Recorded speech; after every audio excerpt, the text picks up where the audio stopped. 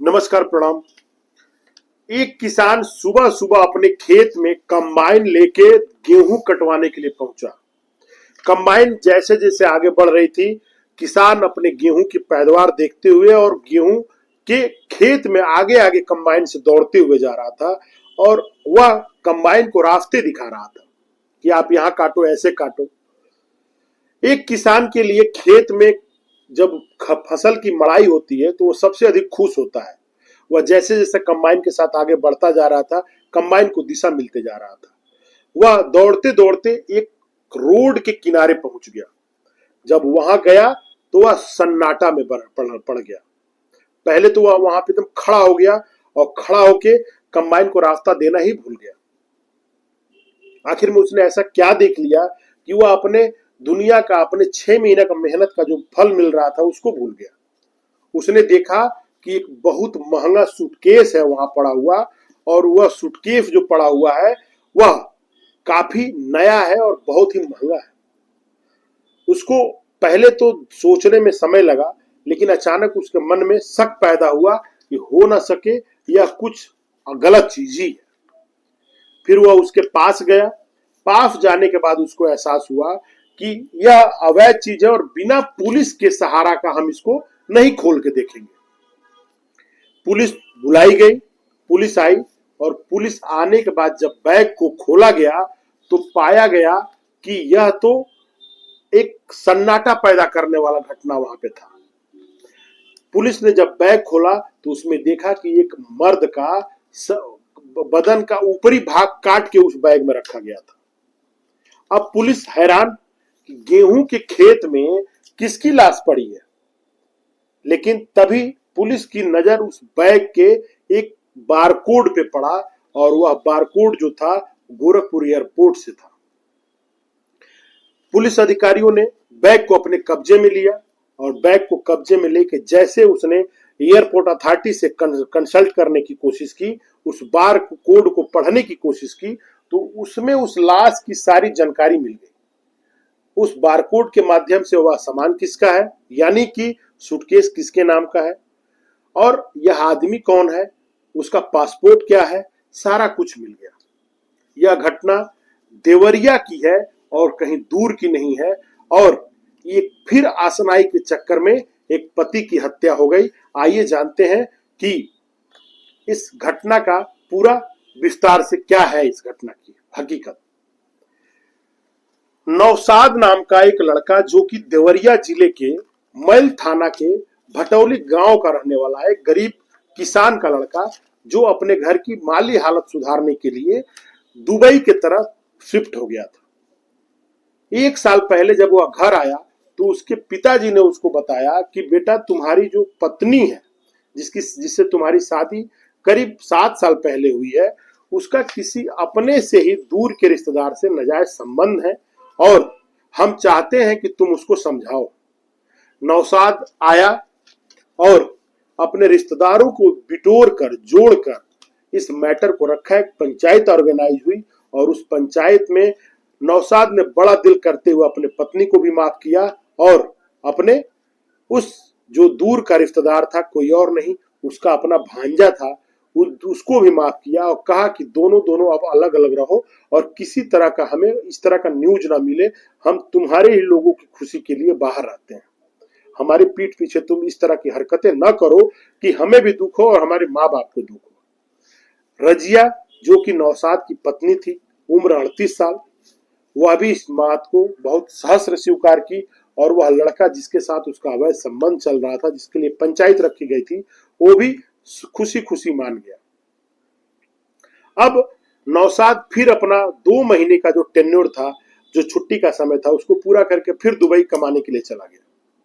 Dubai कमाने के लिए गया तो दुबई से उसने जो भी पैसा भेजता रहा, उसकी पत्नी फिर अपने उस प्रेमी को बुला के उसके ऊपर खर्च करती, उसके साथ अय्यासियां करती, और उसके माँ बाप यह देखते और नौशाद को यह बात बताने लगे फोन पे कि फिर इन दोनों में मिलन होने लगी है, फिर ये दोनों एक दूसरे के साथ रहने लगे हैं, और तुम्हारे पीठ पीछे तुमको धोखा दिया जा रहा है, तुम आओ और इस चीज का हल निकालो। नौशाद की एक 6 साल की बेटी है, वो अभी अपने माँ के साथ ही रह रही थी। नौशाद 10 अप्रैल के दिन फिर दुबई से वापस भारत आया। भारत आते वक्त उसने सोचा कि हम जब 1 साल के बाद चल रहे हैं तो हमारी बीवी है, हमारी बच्ची है, हमारे माँ बाप है, हमारी बहनें हैं, उनकी खुशियों के लिए कुछ तो लेके चलें। उसने 2 बड़े बैग खरीदे, सूटकेस खरीदे और उस सूटकेस में भर के गिफ्ट का सामान लेके आया। घर आया, घर आके अपने पत्नी को समझाया, अपने माँ बाप को भी समझाने की कोशिश की, लेकिन जो उसकी पत्नी रजिया थी वह डर गई थी। वह सोच रही थी कि फिर आएगा, फिर पंचायत होगी और फिर मेरा बेइज्जती होगी, मुझे फिर पंचायत में बैठा के मुझे जलील किया जाएगा। इस डर से वह फिर प्लान बनाई कि हम क्यों ना अपने पति को मौत के घाट उतार दें, रास्ते से हटा दें। इसके लिए उसने आज दिनांक 21 तारीख को यानी 20-21 के रात को पहले तो अपने हस्बैंड को भरपूर नशा की गोली उसके खाने में दे दी गई और जब वो नशा के मारे लुढ़क गया एकदम, अब उसके बस का कुछ नहीं रहा, तो उसने अपने बॉयफ्रेंड को, उसकी जो पत्नी थी, बुला के पहले तो गला दबा के मार डाले और मारने के बाद उसको पहले देखे कि कैसे इसकी लाश को ठिकाने लगाएंगे। तो एक सूटकेस में नहीं हो पा रहा था तो उसको 2 टुकड़ों में काट के आधा पैर के कमर के नीचे का भाग बोरे में और कमर के ऊपर का भाग जो था वह सूटकेस में भर के एक बुलोरो को बुला के, जिसका ड्राइवर हिमांशु नाम का लड़का है, अपने घर से करीब 55 किलोमीटर दूर तरकुलवा उसी गेहूं के खेत में चले जाते हैं, जहां पे उनको पता था कि कोई हमें नहीं पा पाएगा। 1 साल हो गया और एक हमारे घर से 55 किलोमीटर दूर है, किसी तरह का कोई सुराग नहीं है, कोई हमको पकड़ नहीं पाएगा और न जान पाएगा कि ये लाश किसकी है। बुलोरो से उस लाश को ले जाकर उस गेहूं के खेत में फेंक दिया गया और फिर जो लड़का था, जो भांजा था, वह फरार हो गया। लेकिन पत्नी एकदम निर्भीक होकर घर आ गई कि अब हमारे बारे में कोई जान ही नहीं पाएगा। लेकिन जब उस दिन किसान खेत में गया और बारकोड से पुलिस पकड़ ली तो डायरेक्ट एड्रेस पे घर पहुंच गई। पुलिस को देख के जो रजिया थी वह परेशान हो गई, हैरान हो गई। काफी परेशान होने के बाद पुलिस बोली कि आप हमें घर की तलाशी लेने की अनुमति दें। लेकिन रजिया रोती रही, बोलती रही कि मेरे हस्बैंड को पहले दिखाइए, कौन मार दिया, कैसे मार दिया। तमाम तरह के पहले तो उसने बवाल खड़ा किया, लेकिन पुलिस नहीं मानी। पुलिस जब शक होने लगा उसकी बातों को सुन के, तो पुलिस अड़ गई कि हमें घर की तलाशी करनी है। जब घर की तलाशी ली गई तो घर में खून के छींटे और पहला जो सूटकेस था जिसमें उसको रखने की कोशिश की गई थी, वह धारदार हथियार जिससे काटा गया था, वह सारा घर के अंदर मिल गया।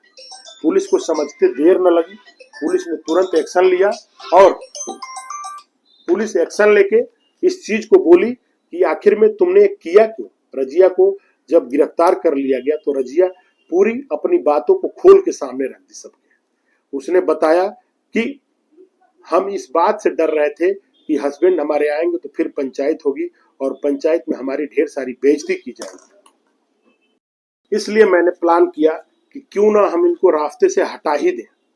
और फिर हम लोगों ने उनको नशा की गोली देके, फिर उनके गला दबा के और उनको मारने के बाद उनके शरीर को 2 टुकड़ों में काट के सूटकेस में पैक करके और हिमांशु नाम का एक ड्राइवर को बुला के उसके बुलोरो गाड़ी में रख के हम लोग तरकुलवा थाना पे ले जाके इस लाश को डिस्पोज कर दिए।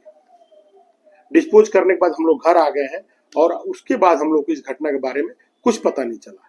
पुलिस ने जब यह वाकया सुना पत्नी के मुंह से, फिर पत्नी ही हत्यारिन निकली, तो वह घबरा गई और लाश को कब्जे में लेके फिलहाल पत्नी गिरफ्तार कर ली गई है। लेकिन जो प्रेमी है नौशाद का भांजा, वह फरार है और पुलिस उसको ढूंढ रही है। यह जो घटनाएं हैं बढ़ती जा रही हैं, क्या इसका कारण क्या हो सकता है और क्यों ऐसा हो रहा है, यह सोचने की बात है। फिलहाल पुलिस रजिस्टर्ड कर चुकी है।